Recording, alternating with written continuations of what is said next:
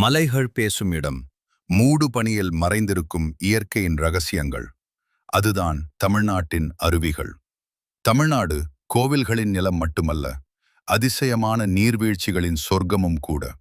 இன்று நாம் தமிழ்நாட்டின் சில பிரபலமான மற்றும் இயற்கை அழகால் மயக்கும் அருவிகளை பார்க்கப் போகிறோம். காவிரி ஆற்றின் பெருமையை வெளிப்படுத்தும் அருவி ஒகேனக்கல்.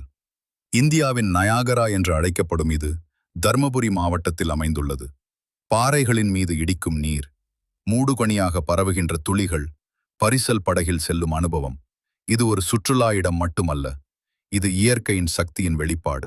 தென்னிந்தியாவின் ஸ்பா என்று அழைக்கப்படும் Courtallam.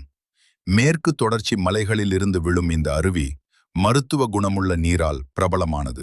Main falls, 5 falls, old falls, ஒவ்வொரு இடமும் தனித்தனி அனுபவம். மழைக்காலத்தில் குற்றாலம் ஒரு வாழ்நாள் நினைவாக மாறும். தேனி மாவட்டத்தின் இயற்கை பொக்கிஷம் சுருளி அருவி. 2 அடுக்குகளாக விழும் இந்த அருவி சுற்றிலும் அடர்ந்த காடுகள்.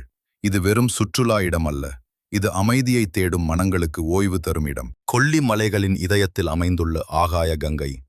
1000த்திற்கும் மேற்பட்ட படிகள் இறங்கிதான் இந்த அருவியை அடைய முடியும். ஆனால் கீழே சென்றவுடன் நீங்கள் பார்க்கும் காட்சி, அது சொர்க்கத்தை விட குறையாது. கொடைக்கானலின் வரவேற்பு வாசல் சில்வர் கேஸ்கேட். சாலையோரத்தில் விழும் இந்த அருவி மழைக்காலத்தில் வெள்ளி நதி போல ஒளிர்கிறது. பயணம் தொடங்கும் முன் இயற்கை தரும் முதல் வரவேற்பு இதுவே. தமிழ்நாட்டின் அருவிகள் வெறும் நீர் அல்ல, அவை இயற்கையின் உயிர். இந்த இடங்களை பார்ப்பது ஒரு சுற்றுலா அல்ல, அது ஒரு அனுபவம். இயற்கையை பாதுகாப்போம், பிளாஸ்டிக் பயன்படுத்தாதீர்கள். அருவிகள் நம் அடுத்த தலைமுறைக்கும் இருக்க வேண்டும். தமிழ்நாட்டின் அழகு இயற்கையில்தான் வாழ்கிறது.